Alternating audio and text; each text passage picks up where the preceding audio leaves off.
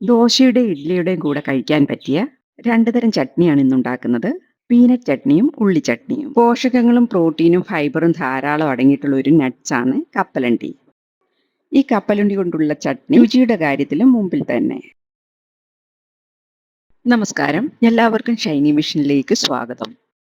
ആദ്യം ഉള്ളിച്ചട്നി ഉണ്ടാക്കാം. അതിനായി ചീനച്ചട്ടി അടുപ്പത്ത് വെച്ച് 2 ടേബിൾ സ്പൂൺ എണ്ണ ഒഴിച്ച് ചൂടായി വരുമ്പോൾ ഇതിലേക്ക് 1 ടേബിൾ സ്പൂൺ ഉഴുന്ന് ചേർത്ത് ഇതൊന്ന് ചെറുതായി കളർ മാറി വന്നാൽ എരിവിനാവശ്യമായ വറ്റൽമുളക് കൂടെ ചേർക്കാം.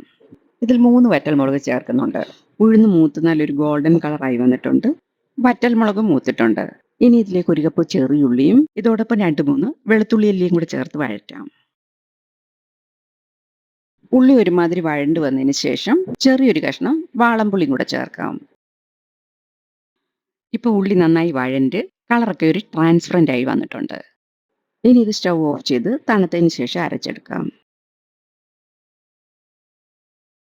ഇപ്പൊ തന്നെ ഇതിലേക്ക് ആവശ്യത്തിനുള്ള ഉപ്പൂടെ ചേർത്ത് അരച്ച് ഒരു ബൗളിലോട്ട് മാറ്റാം.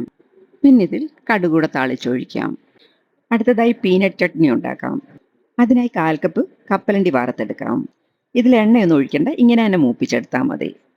ഇപ്പൊ കപ്പലണ്ടി നന്നായി മൂത്ത് വന്നിട്ടുണ്ട്. ഇനി തണുത്തതിന് ശേഷം അരച്ചെടുക്കാം.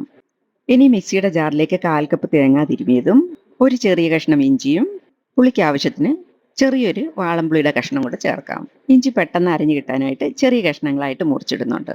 പിന്നെ എരിവിന് ആവശ്യത്തിനുള്ള പച്ചമുളക് കൂടെ ചേർക്കാം. 3 പച്ചമുളക് എടുത്തിട്ടുണ്ട്. ഇതൊന്ന് പൊട്ടിച്ചിട്ട് കൊടുക്കാം. പിന്നെ ആവശ്യത്തിന് ഉപ്പും ഇനി 2 അല്ലി വെളുത്തുള്ളിയും ഇപ്പൊ വറുത്ത് വെച്ച കപ്പലണ്ടി തണുത്തിട്ടുണ്ട്. ഇതോടെ ഇതിൽ ചേർക്കാം. ഇതിപ്പോ തൊലി കളയുന്നില്ല, വേണമെങ്കിൽ തൊലി കളഞ്ഞും ചേർക്കാം.